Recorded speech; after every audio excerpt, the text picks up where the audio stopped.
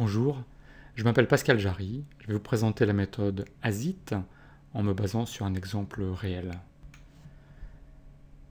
J'ai fondé Solid Creativity en 2004, après une vingtaine d'années à manager des équipes de jeux vidéo sur 3 continents et en 3 langues.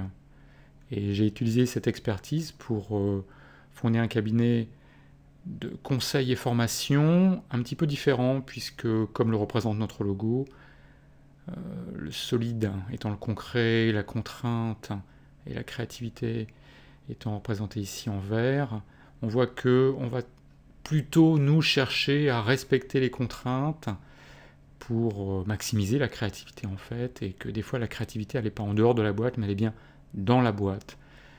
Mais il faut savoir chercher, on va dire. Donc on fait aujourd'hui des prestations donc de conseils et de formation en méthode de créativité bien sûr, avec la méthode ASIT. On peut faire ASIT en résolution et en conception, on voit ça dans quelques instants. En éco-innovation, qui est différent de l'éco-conception. En gestion agile, mais sortie du contexte informatique seul, c'est-à-dire qu'on va se préoccuper des projets complexes et innovants, qui aujourd'hui n'ont pas de réponse avec le cycle en V ou ce genre d'approche traditionnelle. Et aussi en management des R&D, un management spécifique à ces gens que parfois malheureusement on pense être automotivés. Donc aujourd'hui on parle de la méthode ASIT. On va commencer par voir un petit côté historique, pas trop long, mais du pourquoi et comment on est là aujourd'hui. Ensuite on va résumer nos besoins. Pourquoi est-ce qu'on aurait besoin d'une méthode, effectivement. Et ensuite on va voir comment fonctionne la méthode ASIT, encore une fois basée sur un exemple concret, quelque chose de réel. Design marketing, alors c'est pas que de la théorie. Ça c'est une photo prise de ce qui s'est passé. Alors on aurait pu commencer bien avant avec la publicité, avec plein d'autres choses. On commence en 1950, dans les années 50 on va dire, où la vie était belle pour les vendeurs, on montrait le produit. On en disait du bien, et les gens se ruaient sous le rideau de fer pour se l'arracher. Bon, ça a ses limites. À un moment il faut quand même se différencier. Des concurrents, puisqu'il n'y a plus un seul frigidaire, mais il y en a plusieurs. Enfin, il n'y a plus un seul réfrigérateur, mais il y en a plusieurs. Et pour se différencier, on a commencé donc à demander aux clients ce qu'ils voulaient. Et on le fait encore. Et ce qui est marrant, c'est que depuis le début, c'est mal. Et on le sait, mais on le fait toujours. Pourquoi c'est mal? Pourquoi c'est pas très efficace? Premièrement, le client, il répond la même chose à nous et à nos concurrents. Donc, vous en conviendrez, pour se différencier, c'est pas terrible. Deuxièmement, le client a tendance à se tromper. Par exemple, on lui demande, 3 ans avant l'explosion du téléphone portable, on lui demande s'il a besoin d'un téléphone portable lui-même. La plupart des gens répondent non, en disant j'ai un bebop, il y a des cabines partout, je ne suis pas médecin, je n'ai pas besoin d'un téléphone portable. Aujourd'hui, il est absolument impossible de l'arracher à une fillette de 14 ans. Une deuxième erreur qui a été constatée aux États-Unis, c'est quand on a pu demander aux gens s'ils voulaient plutôt des grosses ou des petites voitures. C'était les constructeurs américains qui ont demandé ça à leurs clients, les prospects. Les gens, de façon unanime, ont dit « on veut des grosses voitures, on est américain, on veut des grosses voitures ». La question a été complétée, on leur a demandé s'ils voulaient des voitures américaines ou des voitures japonaises. Là, ils ont tous répondu « des voitures américaines ». Il est hors de question que jamais on achète une voiture japonaise. Or, des voitures japonaises de petite taille sont arrivées sur le marché américain et l'ont inondé, causant la perte, avant la résurrection, du marché américain interne, des constructeurs américains.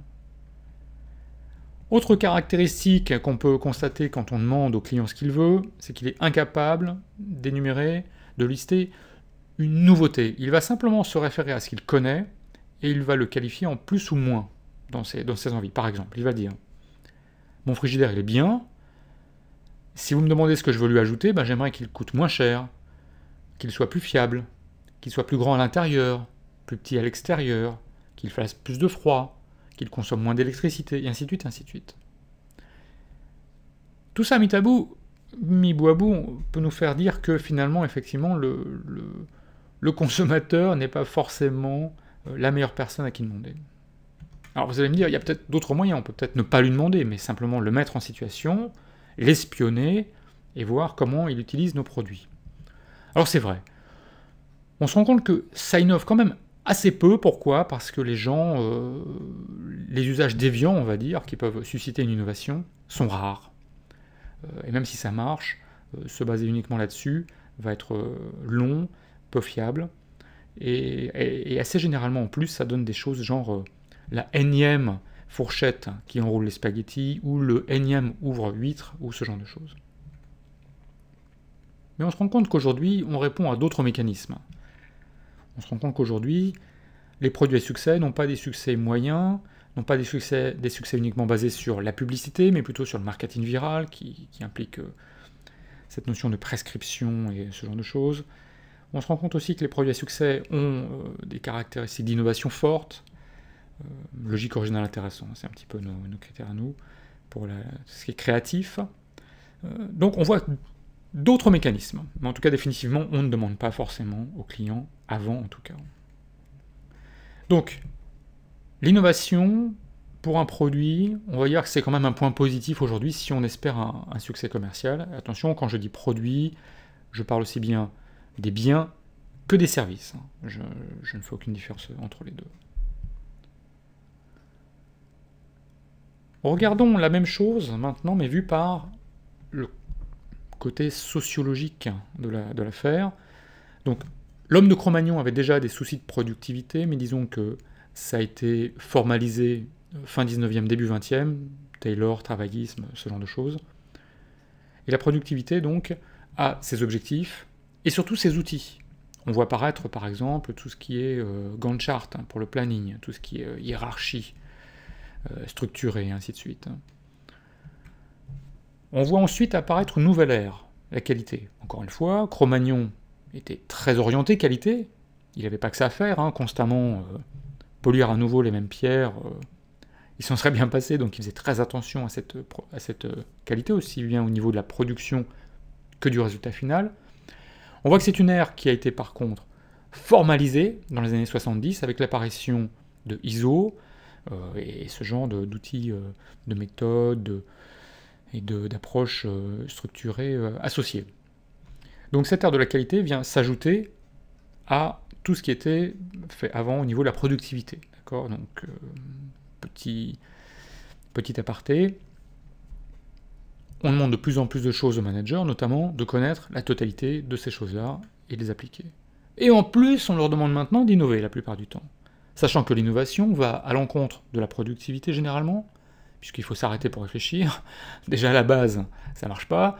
Et ensuite, de la qualité, c'est-à-dire on fait quelque chose qui n'a encore jamais été fait. Donc une gestion des risques un petit peu bizarre et différente de ce qu'on nous propose, notamment ne pas seulement cueillir les fruits qui sont en bas, la low-hanging fruits. Donc ce qui est facile à faire. Donc on voit bien ces trois structurations, productivité, qualité, innovation. Ce qui est intéressant, c'est que sur les défis de l'ère de l'innovation, se différencier, avoir une innovation qui soit durable et ce genre de choses, la complexité, ça c'est énorme. La plupart du temps, quand ils font face à des défis d'innovation, les gens vont avoir tendance à utiliser des outils, des approches qui datent d'avant, on va dire. Je vous rappelle que le brainstorming, qui est un outil formidable, a été inventé dans les années, on va dire 40, pour inventer des slogans publicitaires et des noms de marques, des noms de produits. Ça, c'est un petit peu bizarre de le voir utilisé pour d'autres choses, sachant que dans le même, au passage, Osborne, dans le même livre, parlait du concassage, qui est un petit peu mieux au niveau créativité, mais que personne n'utilise bizarrement. Donc les gens sont focalisés sur le brainstorming, qui est un outil qui, productivité oblige, tente à produire beaucoup d'idées, et on est dans une approche qualitative, on va essayer de prendre une seule de ces idées. Généralement, les idées sont consensuelles, liées à la taille de la bouche, on va dire, de celui qui l'a mise, ainsi de suite. On connaît tout ça, mais bon. Il y a pourtant des nouvelles approches, des outils, des méthodes qui sont dans leur temps, on va dire, et qui ont comme objectif ce pourquoi elles ont été créées et qui marchent pas trop mal. Donc on va voir un petit peu ce genre de choses. On va voir comment on peut innover avec des outils, et notamment répondre aux deux défis de l'innovation. Le premier, effectivement, c'est que nous, nos concurrents, on a en fait nos problèmes propres et les problèmes de nos clients. Ces problèmes sont les mêmes pour tout le monde. Alors, des fois, on peut identifier un problème avant les autres et le résoudre rapidement. C'est assez difficile. Et on se rend compte que si on tente de faire ça, c'est généralement, on sort un produit en même temps que la concurrence qui a eu la même super bonne idée de d'identifier ce problème-là, lié par exemple à un changement de réglementation, ce genre de choses. Donc là, on peut se différencier fortement si on est en résolution créative, c'est-à-dire, on ne va pas seulement résoudre, mais on va à la fois résoudre et innover, c'est-à-dire que la solution se différencie des autres solutions. La deuxième approche, c'est de se dire que mon produit, encore une fois, ça peut être un bien ou un service, mon produit n'a pas de problème à résoudre, ou ni mon client, ni son usage, mais par contre, j'ai envie d'étendre ma gamme, j'ai envie de proposer quelque chose de nouveau. Donc là, on est en conception. Conception, sous-entendu, on part de zéro. C'est pas forcément le cas, mais c'est un petit peu comme ça qu'on peut le concevoir. On va inventer quelque chose de nouveau, on va dire. La méthode ASIT a deux approches pour répondre à ces deux défis. La première approche d'ASIT, c'est donc la conception innovante, c'est de se dire que on va avoir une vision darwiniste de l'évolution des biens et des services, c'est-à-dire on imagine notre propre gamme de produits et on essaie de les placer sur des arbres d'évolution, un petit peu comme on placerait des espèces en évolution, et on se dit que, ben voilà, on a déjà pas mal d'évolutions, on peut même placer sur ces arbres d'évolution les produits de nos concurrents, et on dit que notre prochain produit sera quelque part sur cet arbre-là, plutôt vers le bas, pourquoi pas, et puis on peut imaginer des croisements d'arbres et ce genre de choses, donc on parle de ça dans certains webinars sur l'évolution un petit peu, et on se dit, bah tiens, comment envisager la suite? Avant d'inventer un produit et le placer a posteriori sur un arbre, on peut peut-être se servir de cette notion d'arbre, on va dire, pour se projeter et se dire, tiens, ben, là il y a une place, là il y a quelque chose à faire. Donc on va envisager d'avoir des nouveaux produits basés sur cette notion de petite évolution. Petite évolution techno qui peut donner une énorme évolution d'usage, hein, même une rupture d'usage. Donc à quoi ça s'applique cette méthode ASIT de conception innovante? Bien, aux produits au sens large, encore une fois, les biens et les services. On essaie de faire des suites, des nouvelles gammes, ce genre de choses. Hein. Ça s'adapte à quoi? On va dire que le service marketing, les services conception, les responsables produits en sont assez friands.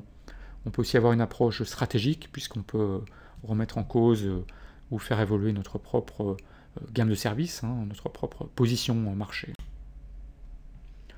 Alors je vous ai parlé un petit peu de ces arbres d'évolution, comment ça marche? Imaginez par exemple que je fasse l'arbre un petit peu simple, hein, de l'hygiène buccale, je peux me nettoyer la bouche avec le doigt, avec un bout de bois, où je peux avoir préparé un bout de bois, en le mâchouillant, donc ça c'est le niveau Koh-Lanta, où je peux fabriquer un outil. Une fois que j'ai un outil, là je suis manifestement dans d'autres gammes de technologies, et je peux commencer à faire d'autres choses. Donc une brosse multitâche, une brosse électrique. Alors on voit qu'une brosse électrique, typiquement, c'est ce qu'on va appeler un croisement d'arbres. C'est-à-dire que il y a d'autres arbres en parallèle des nôtres, et il y a l'arbre du moteur électrique par exemple, qui remonte à la découverte de l'électricité et ainsi de suite. Donc c'est ce genre d'arbre avec à chaque fois des petites évolutions douces, et puis d'un seul coup, notre brosse à dents qui ressemble à un bout de bois, est dotée d'un moteur électrique parce que c'est un croisement d'arbres, d'accord? Deux arbres se croisent. Si on croise avec notre arbre actuel l'arbre d'évolution douce du jet d'eau, ben voilà, on se fait un tout petit jet d'eau qui nettoie la bouche. Donc ces croisements d'arbres sont des fortes sources d'innovation. Donc on peut dire quoi? On peut dire que ce qui est intéressant, c'est que, premièrement, les arbres, on peut les faire dans tous les domaines. Que ce soit des biens ou des services, on peut les faire dans tous les domaines. Deuxièmement, on peut se rendre compte que les étapes, finalement, sont moins importantes que les évolutions. Les étapes vont avoir tendance à être différentes, bien évidemment, dans chaque domaine. C'est-à-dire que le bout de bois, il n'est pas présent dans tous les arbres. Par contre, les flèches, quand on les regarde de plus près, elles sont toujours du même type. C'est-à-dire que les flèches sont toujours codifiées. Et cette codification, en fait, est exactement ce que ASIT effectue. Entre le doigt et le bout de bois, il y a un type d'évolution qu'on a codifié. Donc maintenant, demandons-nous, en fonction des étapes actuelles et présentes, quel type de modification on pourrait donner à ce qui existe déjà, éventuellement un croisement d'arbres, pour obtenir une innovation. Alors, en repartant du doigt, on voit que BrushUp, là, est arrivé. Brush-up, c'est quoi? C'est un petit fourreau qu'on se met autour du doigt, une petite lingette imbibée. On va s'en servir pour se rafraîchir la bouche, et ensuite on la jette. Donc on voit que ça n'est pas vraiment une brosse à dents, que ça remplit quand même la fonction, l'usage. Peut-être pas aussi bien qu'une brosse à dents, mais ça la remplit. Ce qui est intéressant, c'est que ça pourrait être un produit Canard WC plutôt que Oral-B, mais non, c'est un produit Oral-B, donc du coup c'est une brosse à dents, entre guillemets. Et on est parti du doigt, pas forcément de la dernière évolution de l'arbre. Donc si on savait codifier, et on le sait, ces évolutions, dites-vous bien qu'on pourrait partir d'un produit bien au service actuel, et le faire évoluer vers un nouveau produit, éventuellement un succès, on l'espère. Comment ça marche? Eh bien en fait, les 6 outils d'Azit Conception vont donc résumer ces fameuses règles. Par exemple, rupture de symétrie, on aime bien quand droite et gauche se ressemblent, le casser, c'est un outil assez efficace. Prenons un exemple concret donc, d'antivol de vélo. L'antivol de vélo, c'est quelque chose qui existe depuis que le vélo a un jour. C'est un objet extrêmement répandu. Il y a une compétition, puisqu'il y a deux tribus, on va dire, ceux qui fabriquent, ceux qui utilisent, et ceux qui essaient de les casser. Donc c'est quelque chose qui est en perpétuelle évolution. Si on prend un antivol conventionnel, et qu'on applique les lois d'évolution, avec donc les outils Azit, on va se rendre compte que on va avoir des nouvelles propositions. Comment ça se passe? En fait, chaque outil Azit propose une structure grammaticale qui va prendre l'existant, ou ce qui l'entoure, donc générer des croisements d'arbres, et le faire évoluer. Ça va créer des nouvelles opportunités, et ces opportunités, éventuellement, peuvent donner des innovations. Alors, si je dis par exemple que je remplace la partie, le câble, par un objet déjà présent, la tige de sel, qu'est-ce que ça peut me donner comme nouvelle idée? Donc, alors cette phrase, elle vous semble venue de nulle part, et elle l'est, puisqu'on n'est pas en formation vraiment, on est juste là pour voir comment ça se passe, mais dites-vous que ce genre de phrase est structurée par la méthode qui, pas à pas, nous amène à envisager beaucoup de possibilités. Eh bien, ce nouvel usage, cette nouvelle expérience qui pourrait être créée par un tel remplacement du câble de l'antivol par la tige de sel, serait d'avoir par exemple un petit antivol qui serait à l'état le plus basique et qui serait fixé sur la tige de sel. Donc quand on s'arrête, on enlève la tige de sel, on la passe au travers de la roue, on verrouille, donc ça nous empêche de se faire voler la selle, qui est une valeur ajoutée, ça nous empêche de nous faire démonter la roue, et ça nous empêche de faire avancer le vélo. Alors, on voit que c'est pas exactement le même usage. D'accord? Il y a un nouvel usage, une nouvelle expérience. Donc il faut avoir une certaine souplesse intellectuelle et accepter ça. C'est-à-dire qu'on n'est pas en train de faire uniquement ce qu'on connaît déjà, on fait quelque chose de nouveau. Aussi bien au niveau de la techno qu'au niveau du résultat. Mais si cette opportunité nous plaît, si on se dit, ben tiens, c'est pas mal, puisque ça va complémenter un gros antivol qui tiendrait la partie avant du vélo, pourquoi pas autour d'un pylône, on se dit d'un seul coup qu'on a quelque chose de vraiment innovant. Donc ce qui est intéressant aussi, c'est que lors d'une session qui dure quand même une demi-journée à avoir des nouvelles propositions, des nouvelles idées, on va avoir des nouvelles idées, et on pourra après en faire son marché dans ce lot d'idées. Donc, Azit Conception nous permet donc de, grosso modo, je vous laisse lire en même temps que j'en parle, hein, mais c'est vraiment pour se dire, j'ai un produit, j'ai une gamme de produits et de services, ou à la rigueur, j'en ai pas et je me base sur la concurrence, quelle sera la nouvelle étape?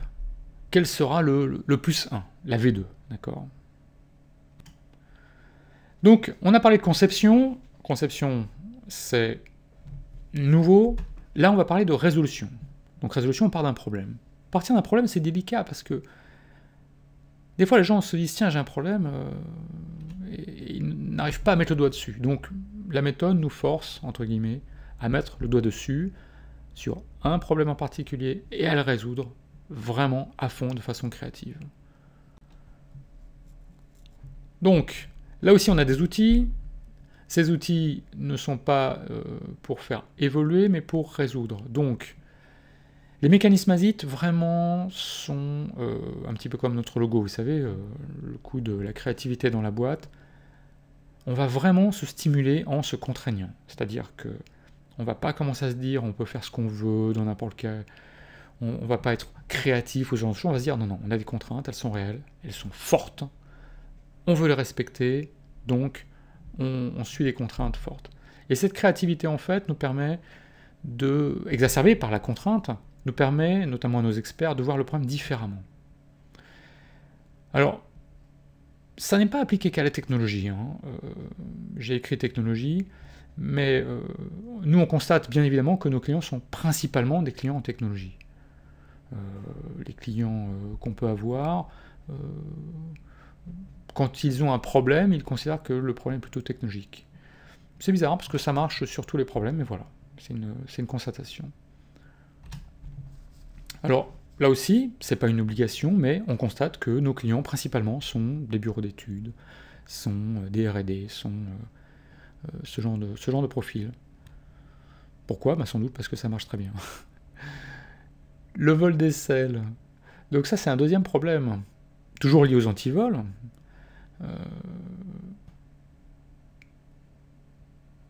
Donc on reprend le même problème, mais vu autrement, pour voir que ça nous amène à des mêmes solutions. Donc qu'est-ce qu'on voit dans la rue? On voit dans la rue que, pour ne pas se faire voler la selle, les gens vont avoir tendance soit à l'attacher, soit changer la tâche rapide, qui est un boulon spécifique, par un boulon codé par exemple, ou par un boulon rond, ou ce genre de choses, ou démonter la selle avant d'aller au cinéma, ou ce genre de choses, qui n'est pas vraiment très agréable. Et donc, soit on fixe plus solidement la selle, soit on a tendance à l'enlever. Donc, la méthode nous dit, la selle va sécuriser le vélo. Vous voyez, c'est une autre approche. Encore une fois, je vous montre que les deux approches, résolution et conception, peuvent donner, dans ce cas-là en tout cas, au moins une solution commune. Donc, on a la même chose, la même idée. Alors, encore une fois, cet objet qui existe, qui s'appelle iLok, existe vraiment et a été conçu vraiment avec la méthode ASIT. Donc, quand je vous disais qu'on utilisait les contraintes, là on le voit bien, on n'a pas ajouté des montagnes de choses, on respecte l'environnement, on respecte les contraintes, la selle s'en va, super. Au lieu d'essayer d'empêcher de l'enlever, cette selle, on va utiliser le fait qu'elle s'enlève. Et ce genre d'inversion, qu'on appelle un changement qualitatif avec la méthode ASIT, est vraiment typique de l'ASIT.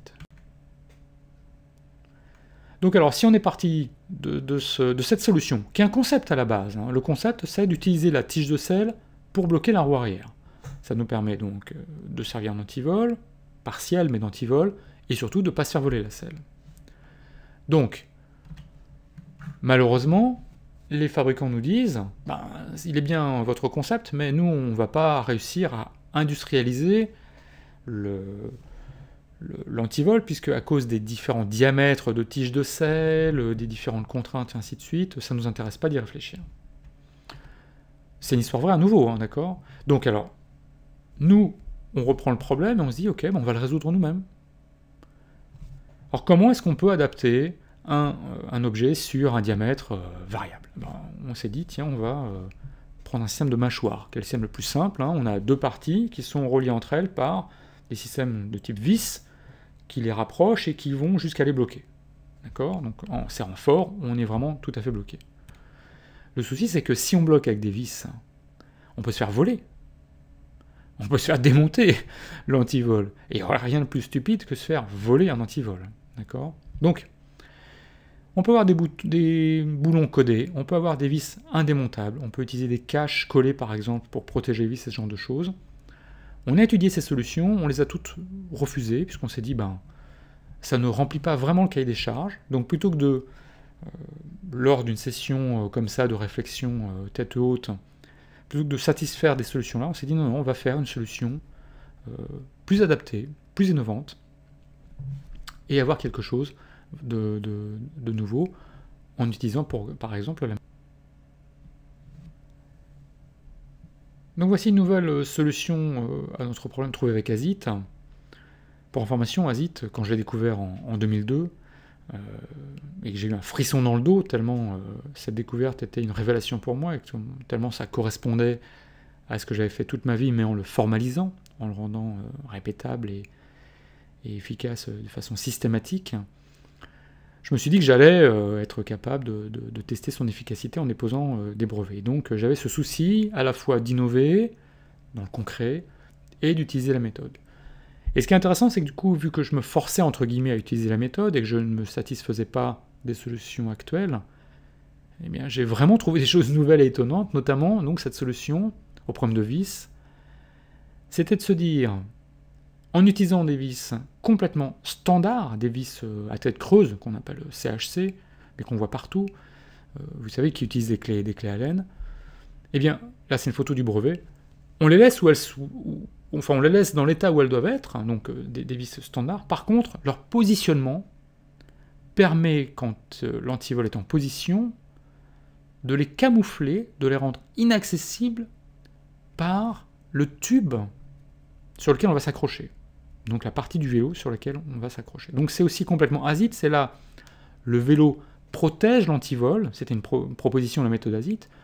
Quand on a une proposition comme ça, le vélo protège l'antivol, on peut dire, ah oui, mais comment, ou c'était peut-être les vis d'ailleurs, le vélo protège les vis, comment le mettre en place, et boum, d'un coup vient l'idée. Vous voyez, c'est que ces phrases stimulantes nous permettent de voir notre vieux problème avec un œil complètement neuf, et d'apporter des solutions innovantes. Donc la résolution avec ASIT, c'est différent de la conception, on est d'accord.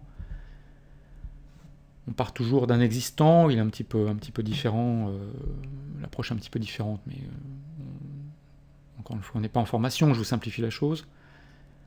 Mais donc, on considère une liste d'objets, on considère une action, ici empêcher le démontage de l'antivol, et on construit des phrases, donc le vélo va empêcher le démontage de l'antivol. Ça sera la toute première phrase. Vous voyez, c'est je prends le premier élément de ma liste, le vélo, je mets le petit mot « va », et derrière, je mets l'objectif à atteindre. Une fois que j'ai fait une micro-phase de réflexion sur les possibilités apportées par cette phrase, je change de phrase, et ainsi de suite. Donc c'est comme ça que se déroule une session ASIT. Donc il va y en avoir d'autres idées générées lors d'une session complète. Donc, c'est un exemple concret, encore une fois, c'est vraiment ça. Moi, ça m'a permis de constater que l'approche méthodologique fonctionnait. La convergence aussi fonctionnait, c'est-à-dire plutôt que d'essayer de partir dans tous les sens, qui est efficace dans certains cas, encore une fois. Il y a des choses que ASIT ne sait pas faire. Hein. Trouver un nouveau nom de produit, ASIT ne sait absolument pas le faire. Hein. Mais partir dans tous les sens, moi j'ai vu ces limites un petit peu là quand j'étais dans le jeu vidéo. Ces limites peuvent être un petit peu complétées, on va dire, par ASIT. Donc ASIT va compléter votre gamme de produits actuels, de boîtes à outils en créativité, on va dire. À quoi ça sert, ASIT? Donc en résolution, résoudre, bien évidemment. Contourner des brevets aussi, ça c'est pas mal, c'est-à-dire que s'il y a un brevet bloquant, on revient au problème initial, on trouve des solutions alternatives. Ou alors quand on est en rédaction de brevet, on peut, pourquoi pas, au moins on va dire dans la description, pas forcément dans les revendications, mais proposer des solutions alternatives qu'on aura trouvées lors d'une session de créativité un petit peu pointue. On n'est pas uniquement orienté brevet, mais bon, certains de nos clients le font. Hein. Donc encore un cas concret, alors c'est pas un de nos clients, mais on le sait qu'ils utilisent la méthode ASIT, c'est Nintendo, qui l'utilise régulièrement. On le voit notamment dans une interview où ils expriment leur utilisation en disant qu'ils ont supprimé, multiplié, divisé, qui sont des noms, et aussi rupture de symétrie, qui sont 4 des 5 outils de base ASIT. Donc on est content de montrer que certains produits rencontrent un vrai succès commercial et sont fortement innovants. Pourquoi on parle de produits de nos non-clients? C'est parce que on ne parle jamais des produits de nos clients. Par contre, sur la page référence, vous pourrez trouver de notre site internet solidcreativity.com, vous pourrez trouver une liste de plusieurs dizaines de nos clients qui, donc, sans parler des résultats, disent ce qu'ils pensent de ce qu'on a pu faire avec eux. À quoi ça sert ASIT?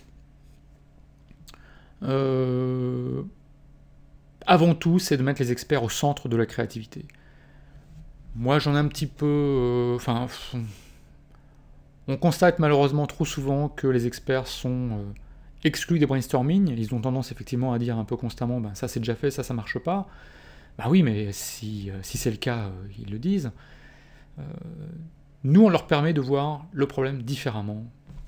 Et ça les remet donc en position clé. Et ça utilise leur expertise pour innover. À quoi ça s'adapte? Ça s'adapte à pas mal de choses, on va dire.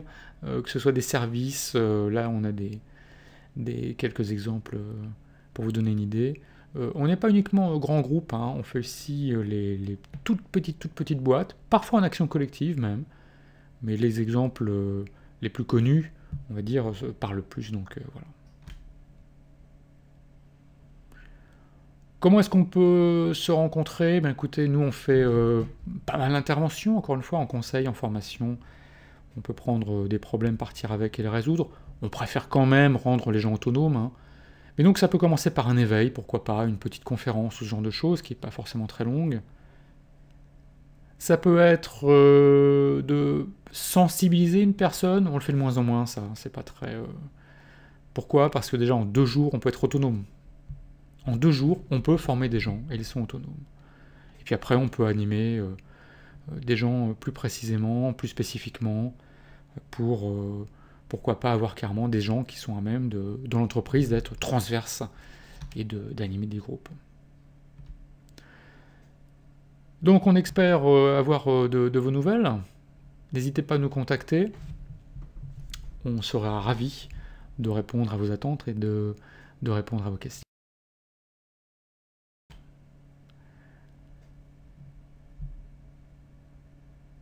Voici l'équipe, on est répartis sur le territoire. On sera ravis de vous voir. À très bientôt, j'espère.